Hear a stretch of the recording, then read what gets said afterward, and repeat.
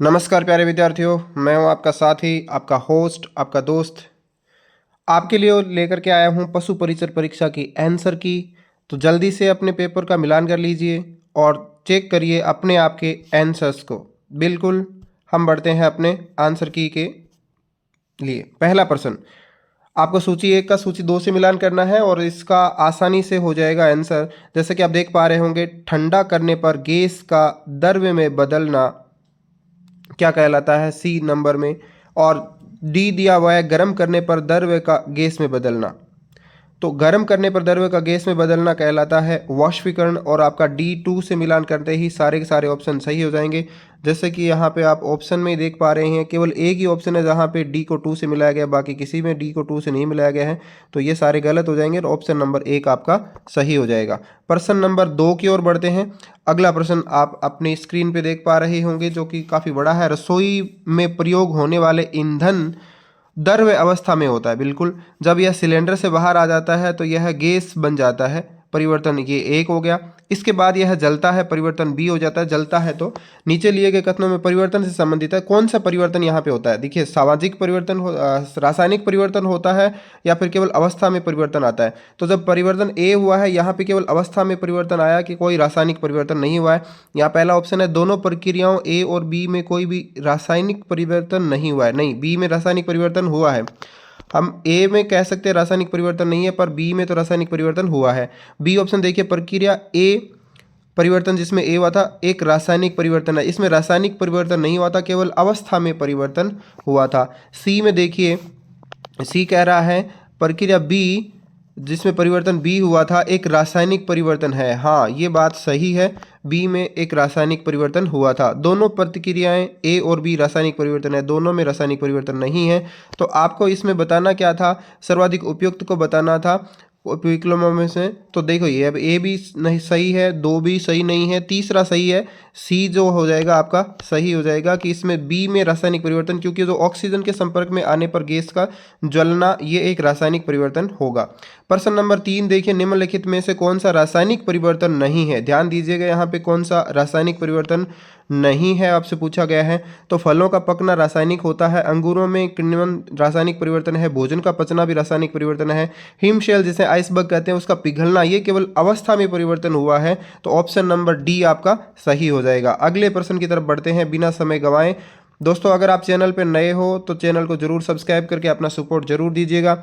अगला प्रश्न, राजस्थान के पश्चिमी भाग में पाई जाने वाली कौन सी मृदा कम उपजाऊ होती है? पश्चिमी भाग में कौन सी मृदा पाई जाती है और कम उपजाऊ होती है? तो सिंपल सा प्रश्न आपसे पूछ लिया गया, मरुस्थलीय मृदा मृदा जो है उसका आंसर हो जाएगा। अगला प्रश्न, प्रश्न नंबर 5 पूछा गया है, राजस्थान के थार मरुस्थल में अत्यधिक उपयोगी होने के कारण इस वृक्ष को मरुस्थल का क्लप वृक्ष कहा जाता है। तो कौन से वृक्ष को क्लप वृक्ष कहा जाता है? ये भी आपसे इजी प्रश्न पूछा है, खेजड़ी इसका सही आंसर हो जाएगा। अगले प्रश्न की ओर बढ़ते हैं।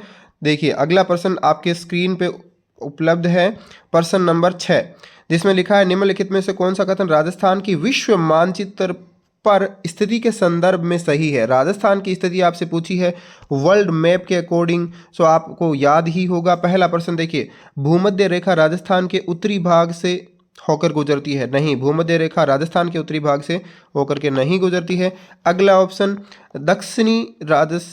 राजस्थान दक्षिणी गोलार्ध में स्थित है, ये भी उत्तर सही नहीं होगा। कर्क रेखा राजस्थान के दक्षिणी भाग से होकर गुजरती है, यह कर्क रेखा राजस्थान के मध्य से होकर के गुजरती है। देखिए, आप यहाँ कन्फ्यूजन बिल्कुल नहीं रखें, कर्क रेखा राजस्थान के मध्य भाग से नहीं गुजरती है, जबकि कर्क रेखा राजस्थान के दक्षिणी भाग से गुजरती है। भारत का अगर होता तो यहाँ पे ये मध्य भाग से हो जाता। ऑप्शन नंबर सी आपका करेक्ट होगा। अगला प्रश्न पूछिए, 7 नंबर प्रश्न, महाराजा सूरजमल ने राजस्थान में कौन सा शहर बसवाया था? सूरजमल ने, आप सभी को पता है, भरतपुर शहर बसवाया था।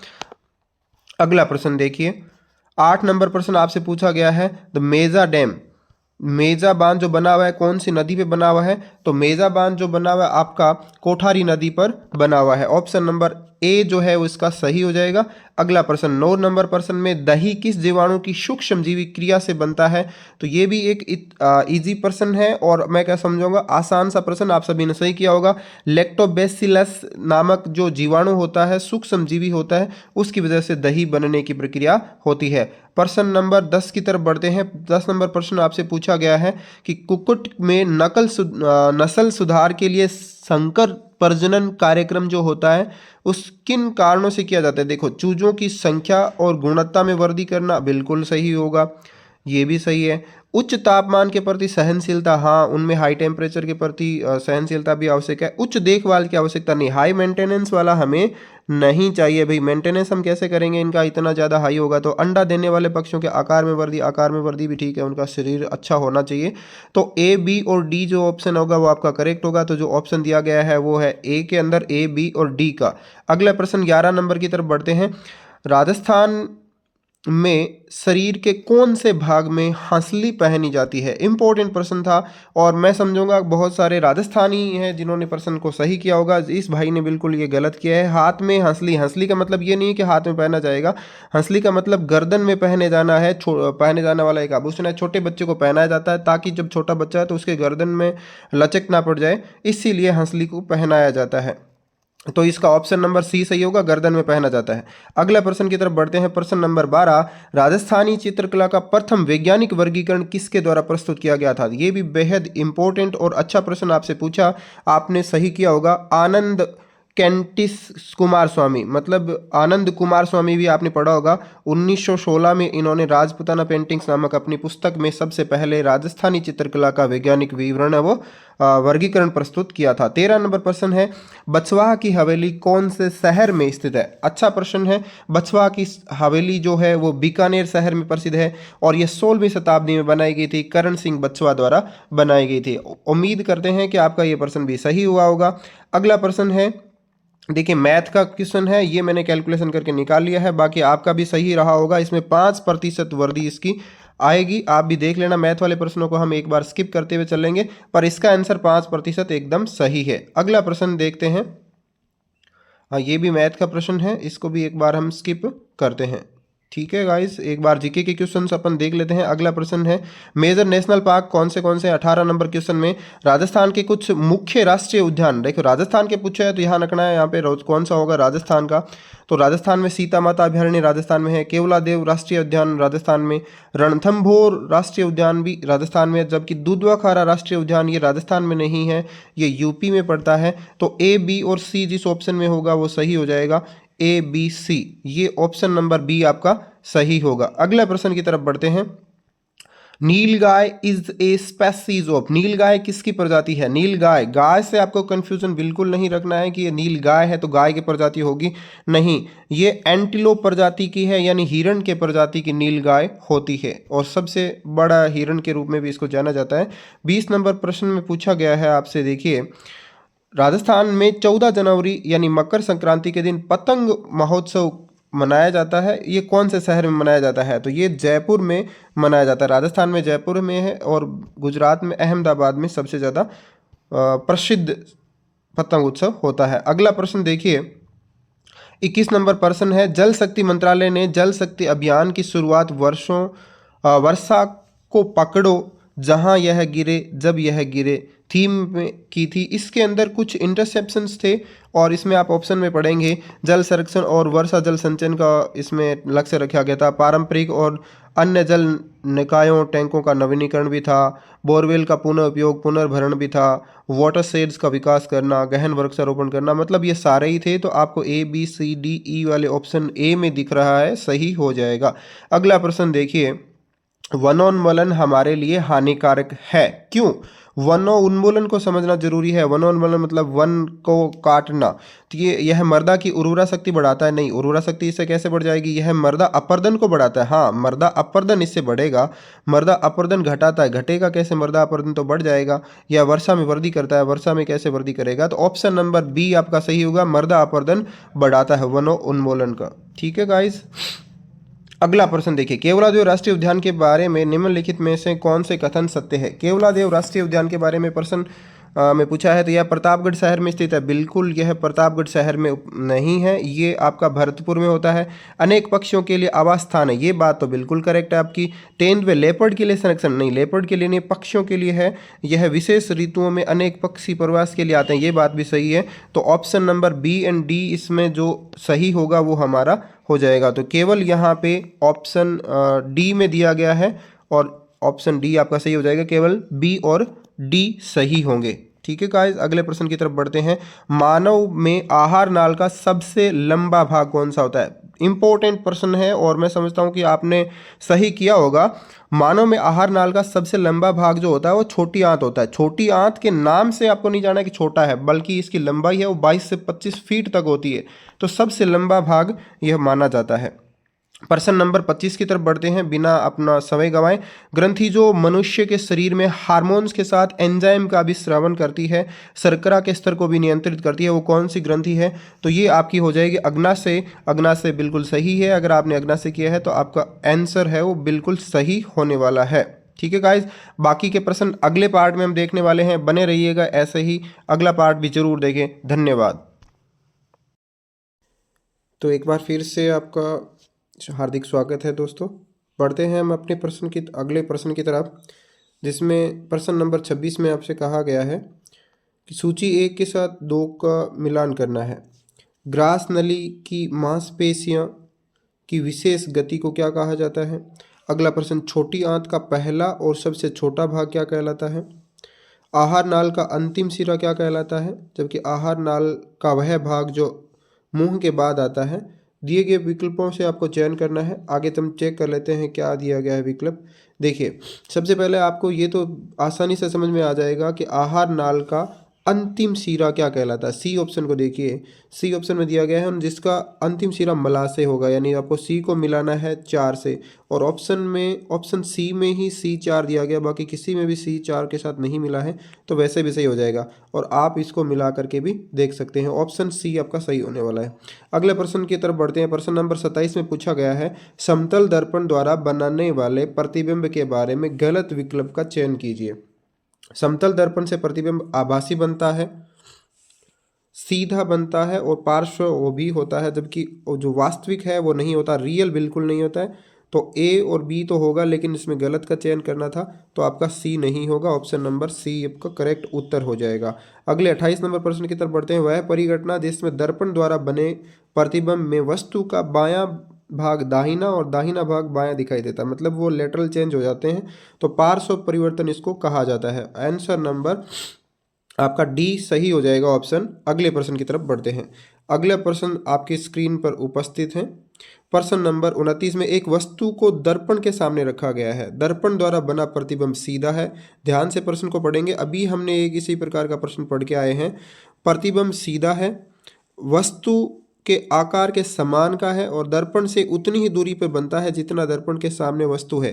तो ये कौन सा दर्पण होगा? तो समतल दर्पण उत्तर अभी हो जाएगा। ऑप्शन नंबर बी आपका करेक्ट होगा। अगले प्रश्न की तरफ बढ़ते हैं। प्रश्न नंबर 30 में दिया गया है आपसे सूची 1 का सूची 2 के साथ मिलान करना है। सूची 1 में वाद्य यंत्र दिए गए हैं, सूची 2 में उनकी विशेषताएं हैं। एक तारा जो है वो आपका एक वाद्य यंत्र जो मीराबाई बजाया करती थी, बिल्कुल सही है, एक तारा मीराबाई बजाया करती थी। अलगोजा जो होता है बांसुरी के जैसा वाद्य यंत्र था, बिल्कुल अलगोजा बांसुरी के जैसा। नगाड़ा जो है वो एक 2 मोटी लकड़ी के डंडों से बजाया जाता है और रावण अत्ता भोपों का प्रमुख वाद्य यंत्र है। तो कुछ इस प्रकार से मिलान होगा। और यहाँ पे ए का 3 के साथ में और बी का है वो 4 के साथ में, A 3 B 4। Option number A आपका सही हो जाएगा। अगले प्रश्न की तरफ बढ़ते हैं। प्रश्न नंबर 31, निम्नलिखित में से कौन से सूफी संत नहीं है? बेहद ही आसान सा प्रश्न आपसे पूछा गया। सूफी, अमीर खुसरो सूफी है, बाबा फरीद सूफी है, ख्वाजा मोइनुद्दीन चिश्ती है, जबकि दादू दयाल सूफी भक्त नहीं है, भक्ति आंदोलन से जुड़े हुए संत हैं, इनका सूफी आंदोलन से कोई लेना देना नहीं था। अगले प्रश्न की तरफ बढ़ते हैं। प्रश्न नंबर 32 है, संतों का जीवन इतिहास जो कविता के रूप में राजस्थान में उपलब्ध है उसे क्या कहा जाता है? आप इसमें कंफ्यूज हो सकते हो वचनिका को लेकर के, लेकिन वचनिका नहीं होगा। अगर आपने पर्ची ऑप्शन किया है, पारची यहाँ पे लिखा गया है, पारची नहीं होगा, पर्ची नहीं है। आप देखेंगे इंग्लिश वाले वर्जन में तो आपको दिखेगा पर्ची, ये पर्ची है जो राजस्थान में संतों के जीवन जो कविता के रूप में मिलता है। देखिए वचनिका में गद्य और पद्य दोनों होता है, जबकि यहाँ कविता के रूप में पूछा है, तो आपको पर्ची आंसर सही होगा। प्रश्न नंबर 33 की तरफ बढ़ते हैं। निम्नलिखित में से किसे दादा साहब फाल्के पुरस्कार 2024 से सम्मानित किया गया है? तो दादा साहब फाल्के पुरस्कार 2024 का मिथुन चक्रवर्ती को मिला था अक्टूबर 2024 को। ठीक है, ये 70वें फिल्म फेस्टिवल में दिया गया था, याद रखना है। अगले वाले पार्ट्स में भी पूछा जा सकता है कौन से फिल्म फेस्टिवल में दिया गया था, तो 70वां था।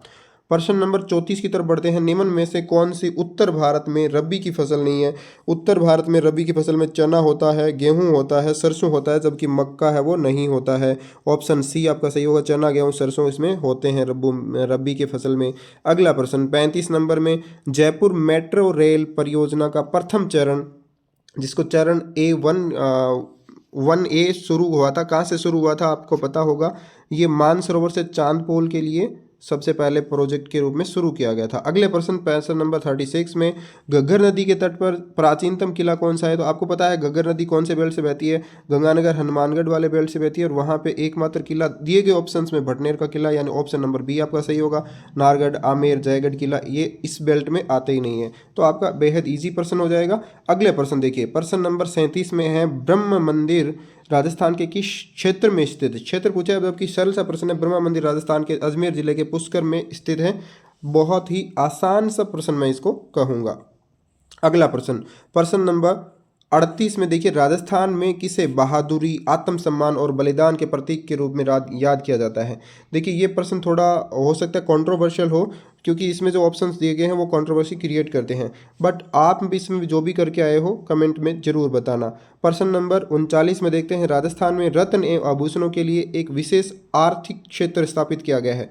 देखिए ये भी फिर कंट्रोवर्सी के क्षेत्र में आ जाएगा। आपत्तिजनक प्रश्न के ऑप्शंस में आपको दिखेगा सीतापुर जोधपुर और बोरानाडा जोधपुर, जबकि सीतापुर अगर जयपुर होता तो आपका ऑप्शन सही हो जाता, जबकि मैं कहूँगा ऑप्शन नंबर सी को है वो टिक करके आए। आप इसमें कौन सा ऑप्शन करके आए हैं कमेंट में जरूर बताएं। प्रश्न नंबर 40 अगला प्रश्न, शब्द 6 कौन सी बोली पर गुजराती प्रभाव दर्शाता है? देखना, गुजराती प्रभाव है तो मतलब गुजरात वाले क्षेत्र से जुड़े हुए क्षेत्र में बोले जाने वाली भाषा होगी।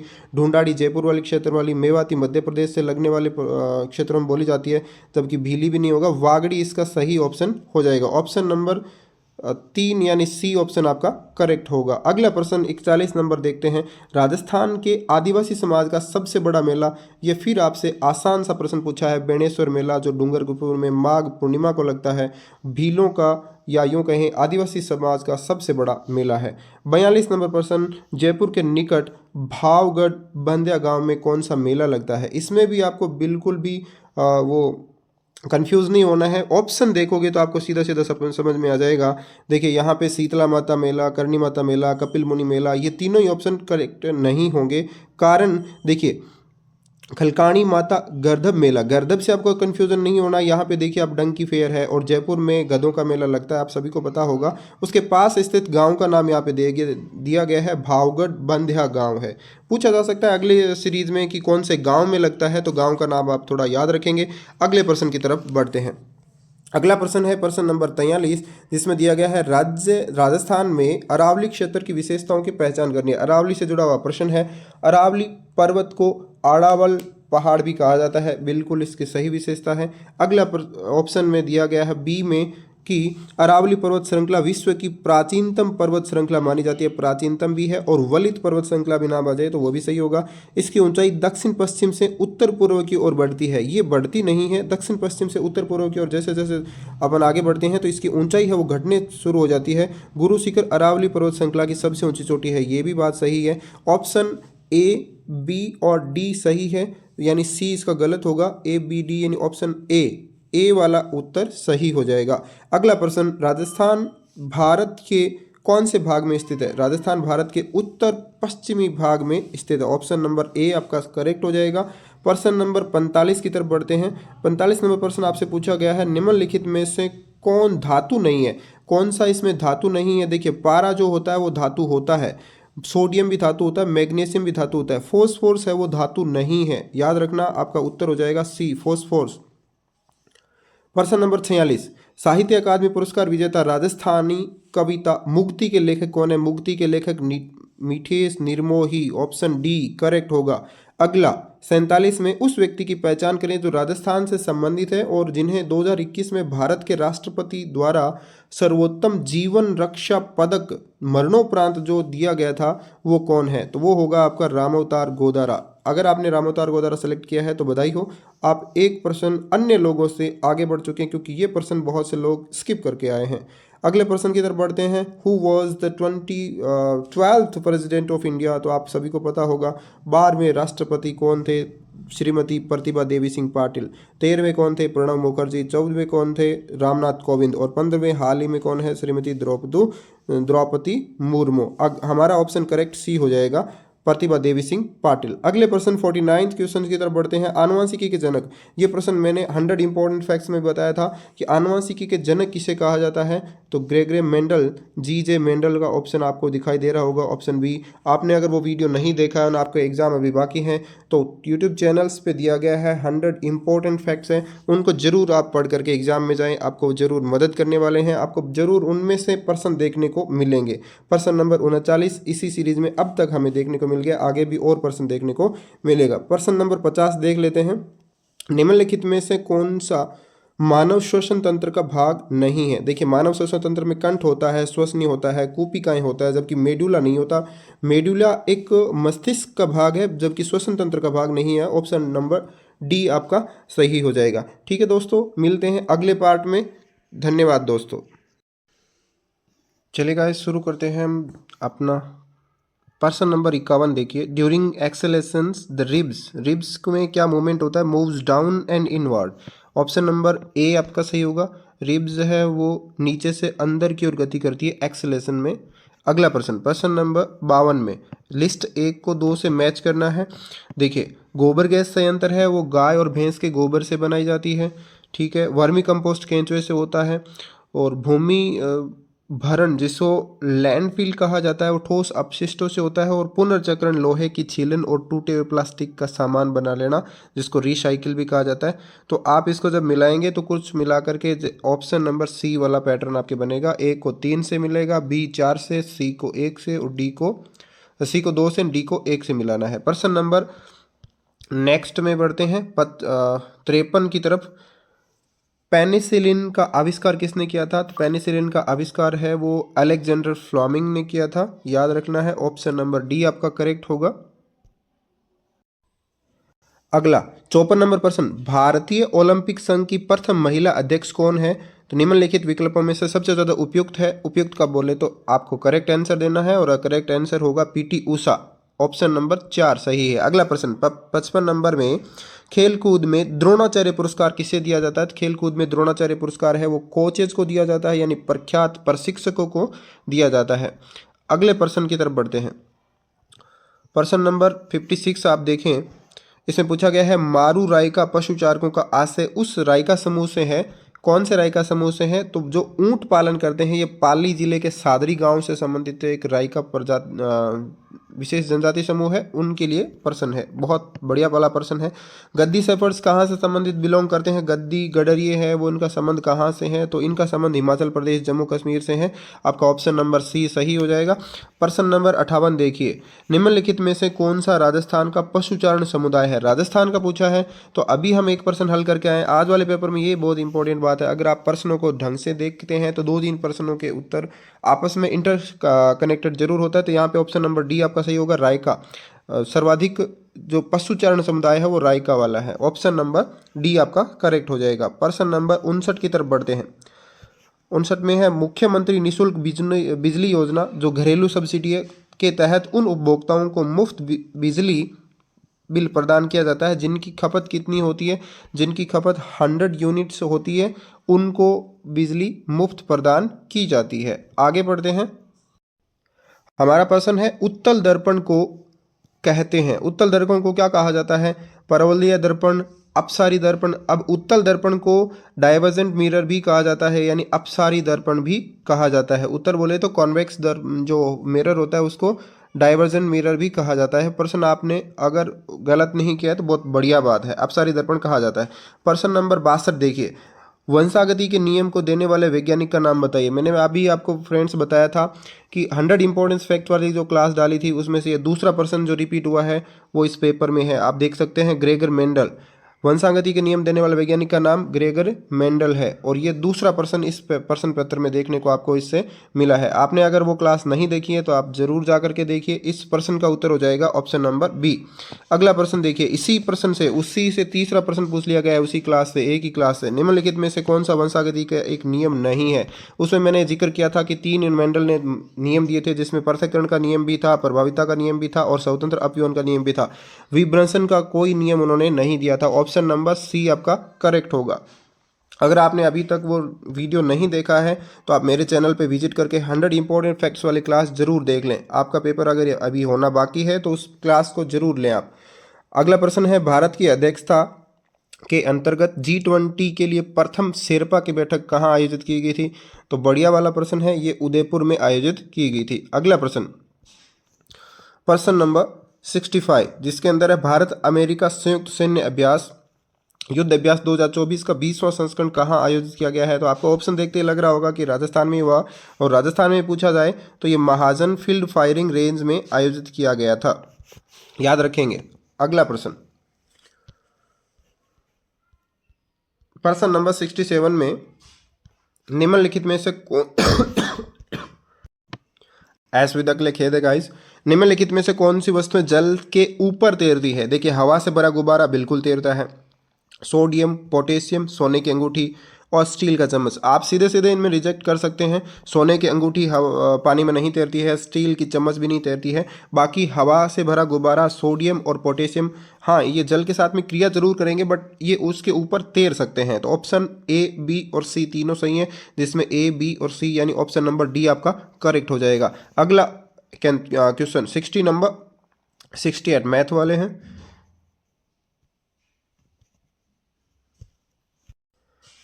क्वेश्चन नंबर 75 देखिए, निम्नलिखित में से कौन सी संरचना तालाब का छोटा रूप है जो अधिकांशतः पश्चिमी राजस्थान में पाई जाती है? पश्चिमी राजस्थान में पाया जाने वाला तालाब का छोटा रूप क्या कहलाता? झील, बेरी, नाडी, खड़ीन। खड़ीन आपका आंसर सही हो जाएगा। 76 नंबर प्रश्न देखिए गाइस, इस परियोजना के अंतर्गत रावी व्यास का अतिरिक्त जल राजस्थान में सिंचाई के लिए उपयोग किया जाता है। कौन सी परियोजना है? तो आप समझ गए होंगे, ऑप्शन नंबर ए का सही होगा, सिद्धमुख बांध परियोजना, जिसे राजीव गांधी नहर परियोजना भी कहा जाता है। नेक्स्ट प्रश्न की तरफ बढ़ते हैं अपने।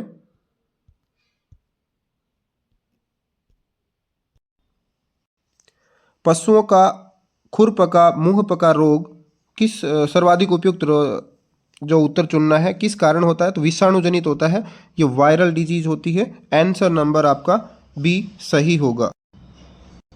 नेक्स्ट क्वेश्चन, फार्मिंग का वह तरीका जिसमें फसल उत्पादन और पशु पालन आदि एक साथ किए जाते हैं, तो उसे क्या कहा जाता है?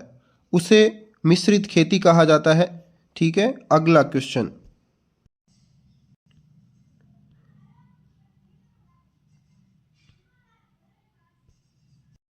जनगणना 2011 के अनुसार निम्न में से राजस्थान का कौन सा जिला दूसरा अधिकतम जनसंख्या वाला जिला था? ऑप्शन नंबर सी करेक्ट होगा। राजस्थान में ग्रीष्म ऋतु में चलने वाली शुष्क गर्म धूल भरी हवाएं लू कहलाती है। ऑप्शन नंबर बी आपका सही हो जाएगा। शीत ऋतु में राजस्थान के कुछ भागों में भूमध्य सागरीय चक्रवातों से होने वाली वर्षा क्या कहलाती है? तो ये मावट कहलाती है। अगला प्रश्न, निम्नलिखित में से कौन सी दूध देने वाली गाय की विदेशी नस्लें हैं? विदेशी नस्लों को आपको पहचानना है। विदेशी नस्लों में जैसे Lal Sindhi, Jersey, Tharparkar, Brown Swiss, Holstein Friesian. आपको नाम से ही पता चल रहा होगा, Jersey, Brown Swiss and Holstein Friesians. B d e आपका ऑप्शन नंबर सी करेक्ट हो जाएगा। अगला प्रश्न है, 2011 की जनगणना के अनुसार राजस्थान के किस जिले में सबसे कम लिंगानुपात पाया गया था? सबसे कम लिंगानुपात धौलपुर का 928 था। सागरमल गोपा एक लोकतंत्रवादी और स्वतंत्रता सेनानी किस राज्य से संबंधित थे? तो आपको पता होगा सागरमल गोपा का संबंध राजस्थान के जैसलमेर जिले से है, तो ऑप्शन नंबर सी आपका सही हो जाएगा। बढ़ते हैं अगले प्रश्न की तरफ। वर्तमान राजस्थान के एकीकरण के प्रथम चरण में निम्नलिखित में से किन राज्यों को शामिल किया गया था? पहले चरण के अंतर्गत अलवर, भरतपुर, धौलपुर और करौली को शामिल किया गया था। ऑप्शन नंबर बी आपका करेक्ट होगा। अगले क्वेश्चन में निम्न में से कौन सा राष्ट्रीय उद्यान या अभ्यारण्य राजस्थान में जीवाश्मों के संरक्षण के लिए प्रसिद्ध है? ध्यान देने वाली बात है, जीवाश्मों के संरक्षण के लिए कौन सा राष्ट्रीय उद्यान या अभ्यारण्य प्रसिद्ध है? तो यहाँ पर राष्ट्रीय मरुस्थल उद्यान जैसलमेर, यहाँ पे जीवाश्मों का संरक्षण किया गया है। नेक्स्ट प्रश्न है, भाखड़ा नांगल परियोजना का एक संयुक्त उद्यम है, किन राज्यों का संयुक्त उद्यम है? तो यहाँ पे पंजाब, हरियाणा और राजस्थान, जो ऑप्शन नंबर डी है वो सही होगा। पंजाब का, हरियाणा का और राजस्थान तीनों राज्यों का संयुक्त उपक्रम है, ये संयुक्त परियोजना है। अगला प्रश्न, भरतपुर के गंगा मंदिर का निर्माण महाराजा बलवंत सिंह द्वारा 1845 ईस्वी में शुरू किया गया था और निर्माण कार्य जारी रहा था। कितने वर्ष तक जारी रहा था? बेहद इंपॉर्टेंट ये क्वेश्चन था। 90 वर्षों तक। आपको लग सकता है इतने वर्षों तक कैसे जारी रह सकता है? ये 9 दशक तक लगातार जारी रहा था। इधर उधर से चंदा इकट्ठा कर करके इसको बनाया गया था और महाराजा बलवंत सिंह के 5वें वंशज ने इसमें मूर्ति की स्थापना करवाई थी। अगला प्रश्न,